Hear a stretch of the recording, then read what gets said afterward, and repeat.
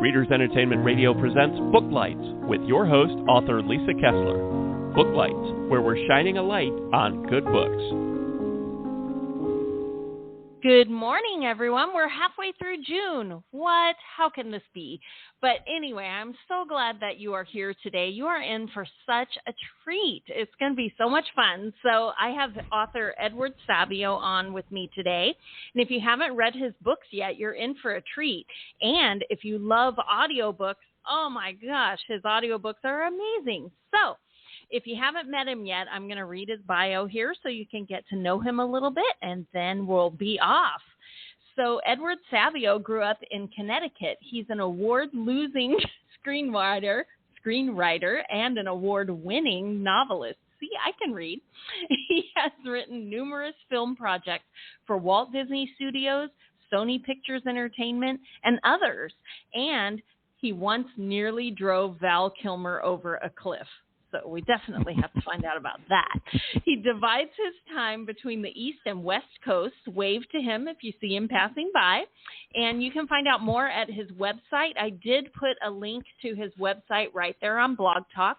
So if you are listening with us today live, or if you're listening later, you can click that link anytime and go check out his website. He has some fantastic web comics on there and all kinds of information on his books. And I think there might be a newsletter. I didn't check for that, but definitely head over there and check out his website. And I don't want to delay any longer. Are you there, Ed? I am here. How are you? Oh, I'm great. How about you? I'm really great. I laugh every time I hear someone read that last part of the bio because it is pretty. I know. Funny. Well, I have to admit that that was one of the things I was most looking forward to today, is to find out, how did you almost drive Val Kilmer over a cliff? Well, let's start out strong with nearly killing a movie star. Yeah. So as a I'm a 10-year overnight success when I was in Los Angeles, and as I was struggling, kind of making a little bit of money as a writer doing rewrites before I sold my first major studio picture to Disney, I was making ends meet. And a girlfriend of mine worked at a business manager for movie stars. And I actually ended up becoming a client of theirs later. But at this time, she's like, listen, here, you want to earn some extra money. Val Kilmer needs someone to drive him to ADR, which is automatic dialogue recording, to do the pickups for the Doors movie. And I had to go up to his house in the hills, which is literally, it's one lane.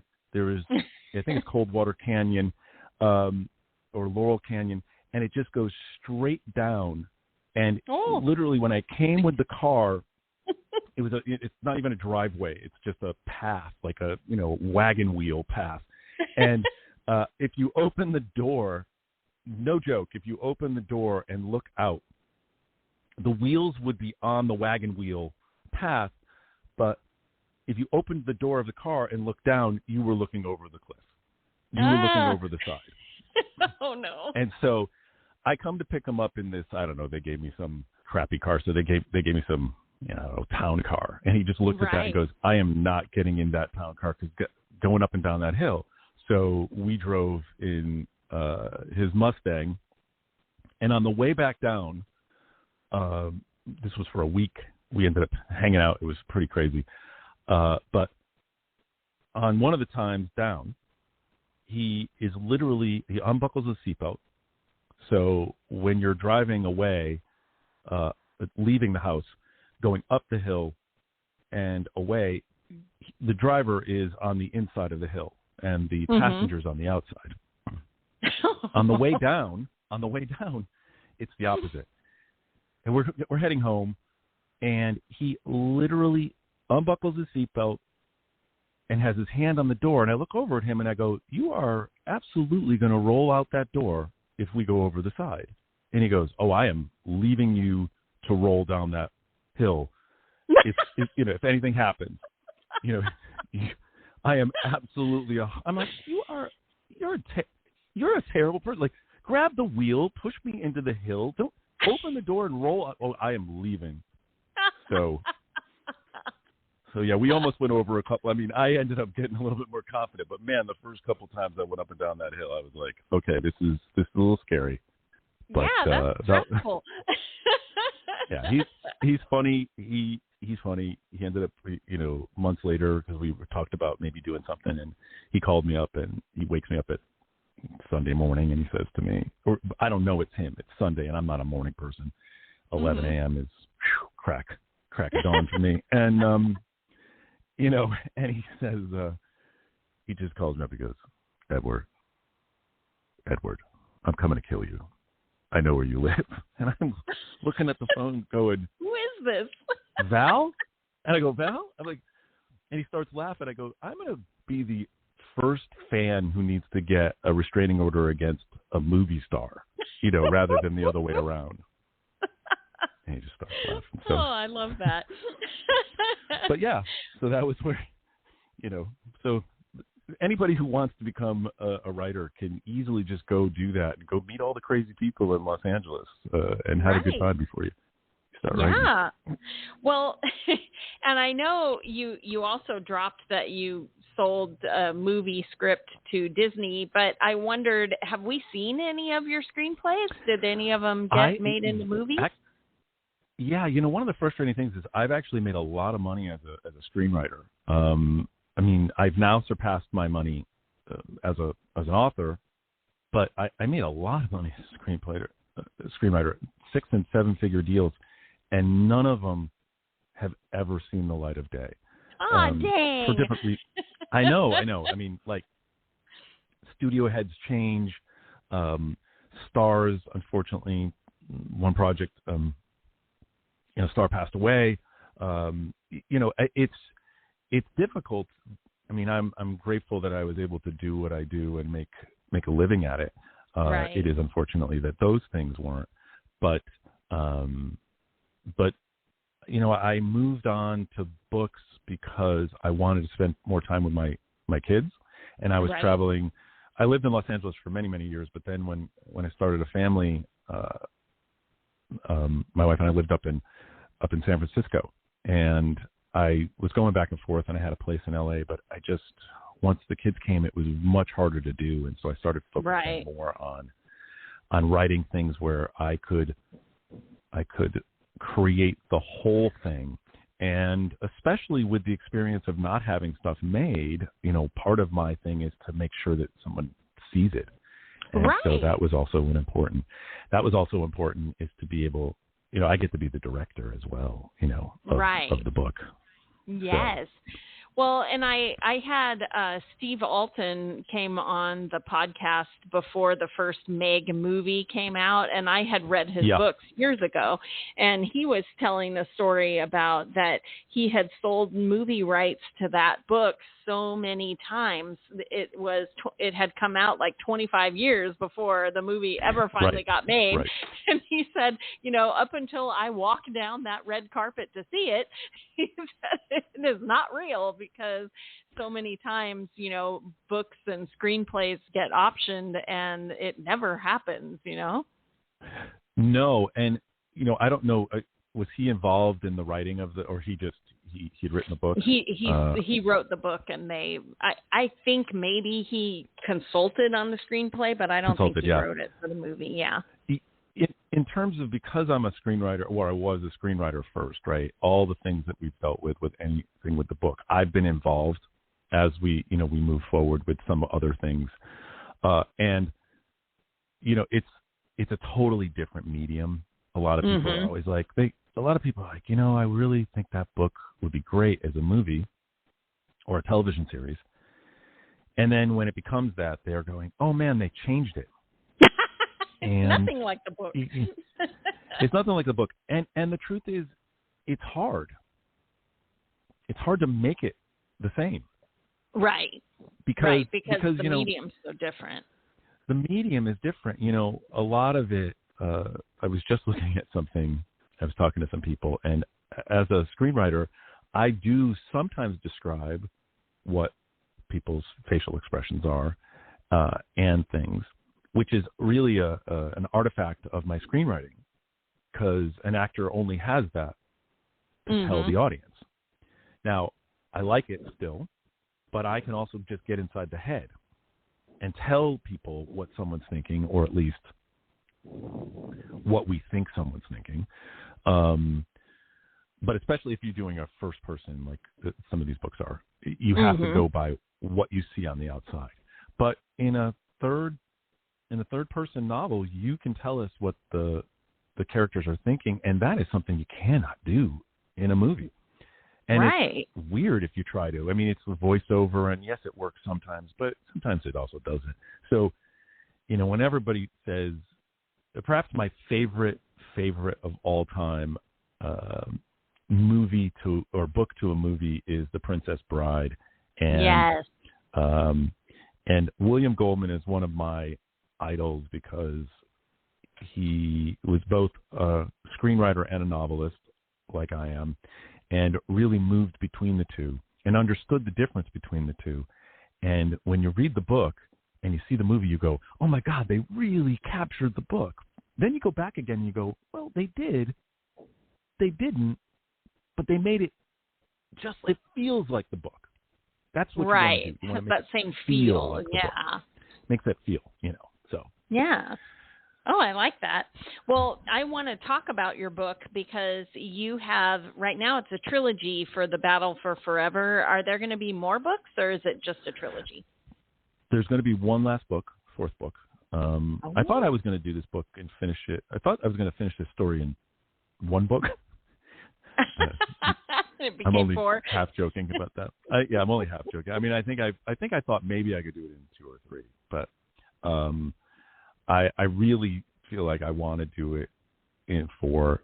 I know where the story. I have always known. We talked before we got on the air. We talked about how where the ending is, and I've known where the ending of this is. I know the last moment of this book series. I've known it from the beginning. Now, how I got there, how I'm getting there, that certainly has changed a bit, but I had a pretty good idea. And you and I again spoke before we were here, and you guys should really have heard what we talked about. You're missing out. All the juicy stuff. All the juicy stuff we talked about. We vacillate between being a planner, because I'm a screenwriter and I need to know my points. And I started writing screenplays. I started writing books even before I started with thinking about spending more time with my family.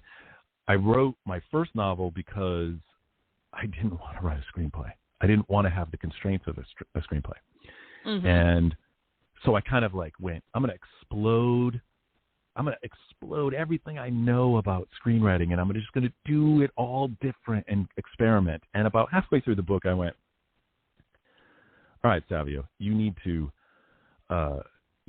pull this back and just go use some of your story skills here and bring it back. And when I rewrote it, it ended up becoming this mix of the two sides of me, and I really appreciated how it became something more than I expected it to be, because I kind of let go of my need to just be writing the anti-screenplay.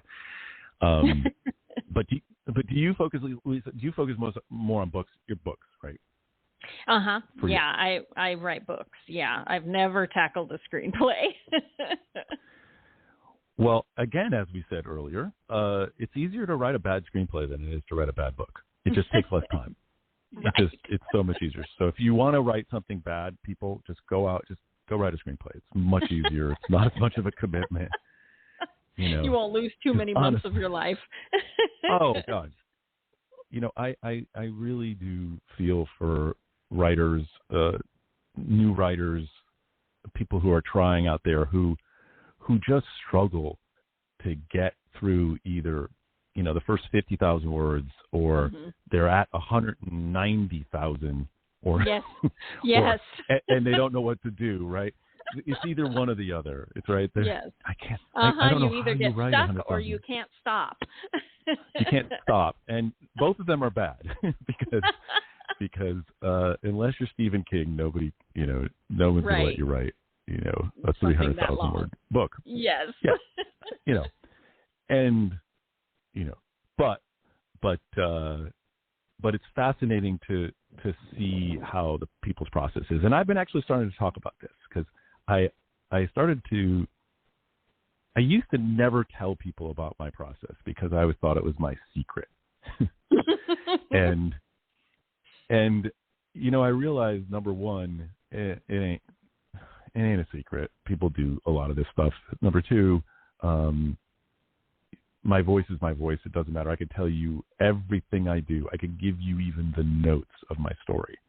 Mm-hmm. And you aren't going to produce what I produce. You may produce something great, but you're not going to produce what I produce. Right. And so I've kind of been on a mission to get out there and help people, because there were people that spoke to me about some of this stuff. And, especially early on in screenwriting, I went and I normally write by myself, but I wrote a few scripts with a writing partner, a friend of mine. And I had to go talk to famous writing partners because I had no idea how to work with another person. Right. But either in the room, we worked a lot in the same room.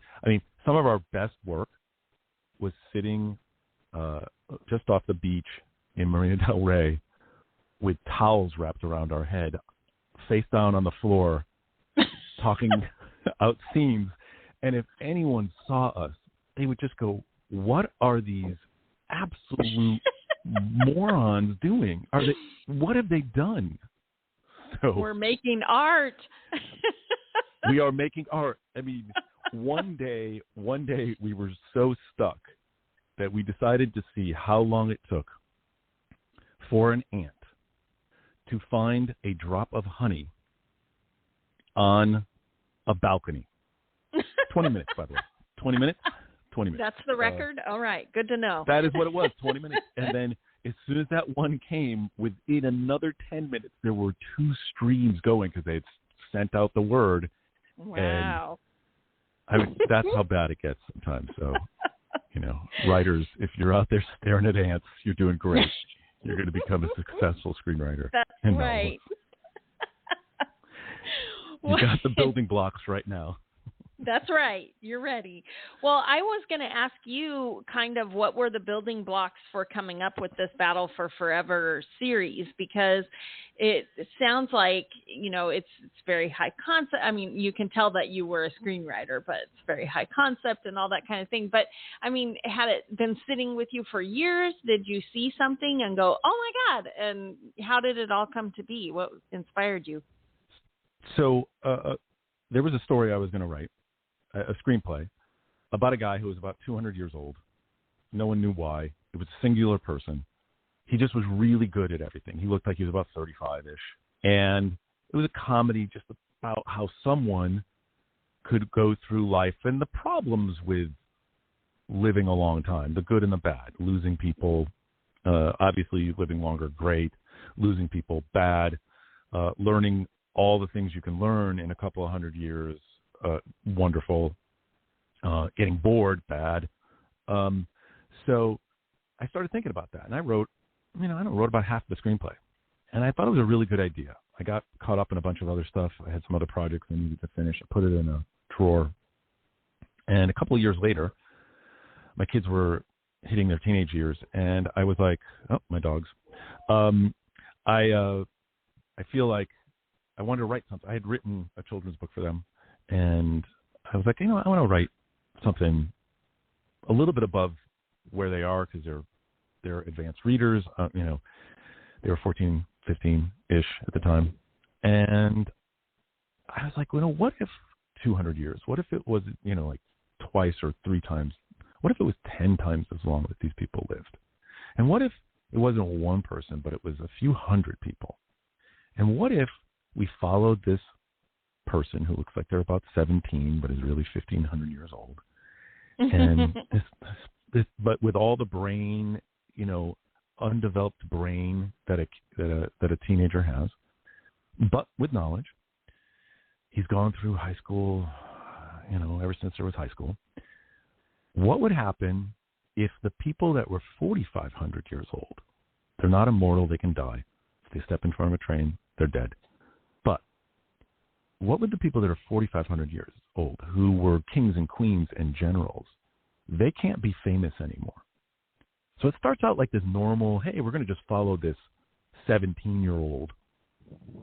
And immediately it turns from, oh, we're just going to do a little like YA storyline here, where it becomes, what if that older generation couldn't be famous because of DNA, because of cameras, because of retina scans, because of photographs? You're famous once now. Everyone's going to know in 100 years that's who you are. You can't pretend and look the same. What would they do if they couldn't be famous again? For the last 100 years, they've been stuck just having to rein themselves in, because once they stick their head out, people are going to know they're different, and then the people are going to either try to figure out their secret by attacking them and tearing them apart, get their DNA, trying to figure out what the deal is. Yeah. So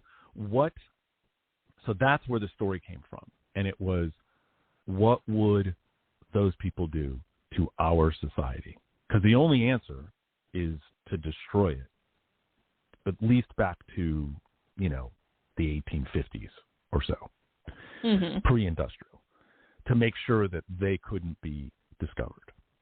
And that's where the concept came from. And the other part of it was also a love letter to my teenage kids, because I wanted to say that if you just did something for long enough and dedicated yourself to something, you could get great at it.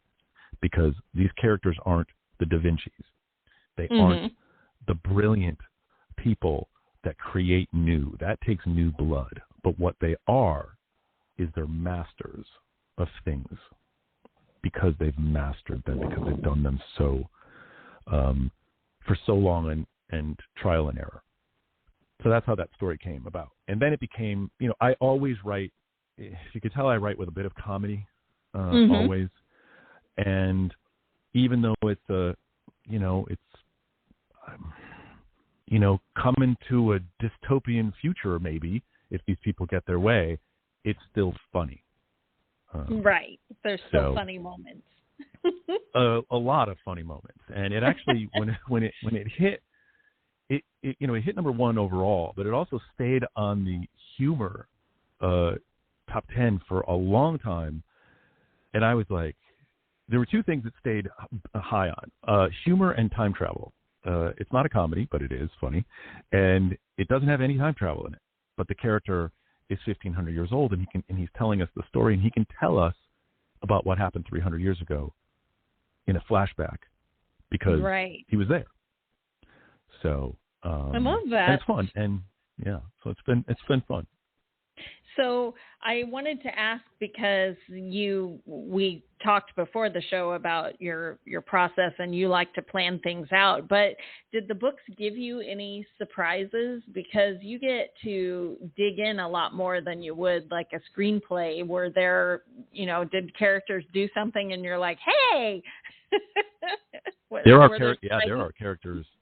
Yeah, there are moments where characters do stuff that I've had my kids come. My kids have literally come upstairs from downstairs to go, are you serious about this? Are you serious? This character just did this? And I'm like, you're going to have to finish reading, man. I don't know what to tell you. That's just what happened. And so, yes, and I've also had a great time finding the history. And I've heard from a bunch of fans where they'll be like, I needed to stop reading or listening, and I needed to go Google this, because this seems like it can't be possibly true. And I'm like, oh, it's true. You just know history's wrong. So, like for instance, I won't give anything away, but the first person who ever flew a plane successfully for a long time, not the Wright brothers. So, and our character was there. So, you want to learn that story? It's pretty cool, and it's real. So I love that. Yeah. And history is always, it can be very surprising. I like to watch, I don't write historical, but I like to watch historical shows and stuff. And I will do spoilers on Wikipedia because I'll stop it. Same thing like your readers of what? There is no way. And I go on Wikipedia and I'm like, oh, way. This totally happened. Oh, what? I know.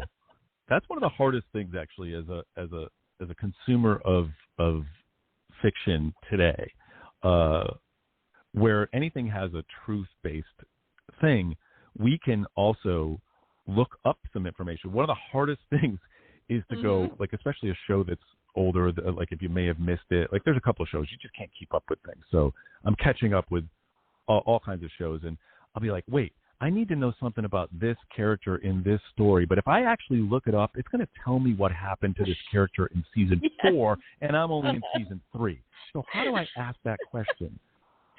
Without getting a spoiler. Right. Now, this is what AI should be able to do. Now, this is what we need AI for, is to answer the question properly without giving us spoilers, okay? Except that AI makes things up now. There's like AI dreaming and hallucinating. I'm like, okay, what is the purpose of AI if it's just going to make it up? It's terrible. I mean, it's, believe me, it's like anything. It's like people thought television would kill the film, the film star and all that. It is what it's going to be, and real writers, we've got to put in the work. It ain't going to get easier to make something great. It just isn't. It might be easier to write a paper or a business letter, but actual storytelling is going to be tough.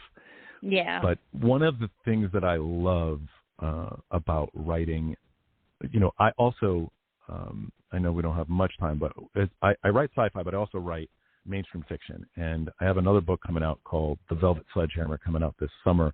And, I have been so blessed to have, so grateful to have Will Wheaton and Ray Porter be the narrators on this sci-fi journey.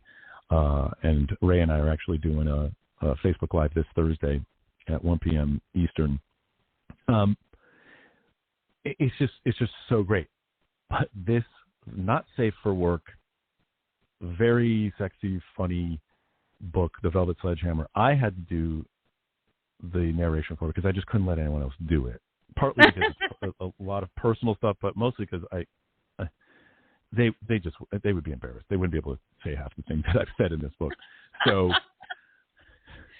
the narration part has been really wonderful, like working with Will and working with Ray Porter. I mean, Will Wheaton and Ray Porter, they're two of my favorite narrators, and to have them work on these books has been amazing.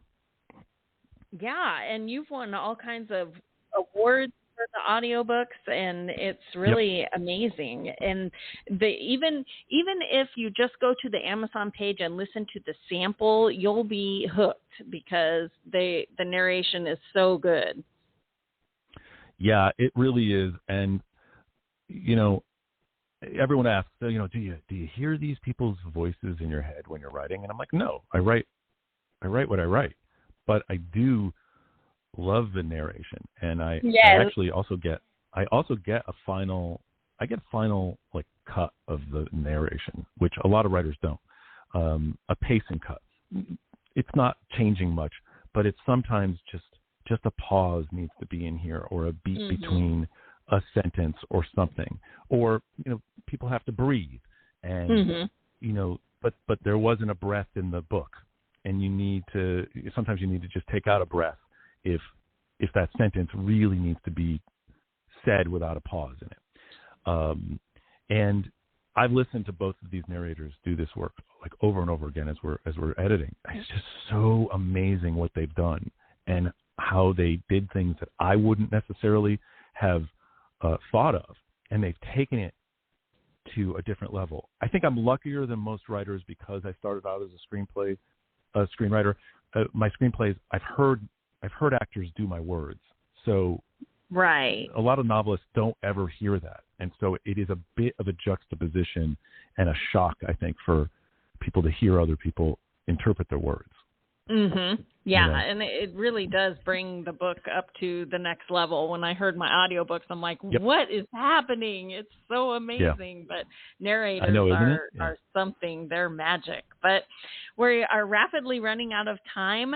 But can you tell people one more time where they can go see your Facebook Live? Is it just on, do you have an Edward Savio Facebook page, or where should they go to hear that? Yeah, if you actually just go to Edward Savio at either Twitter or Instagram, I will put up the link. It's going to be partnered with Bookster.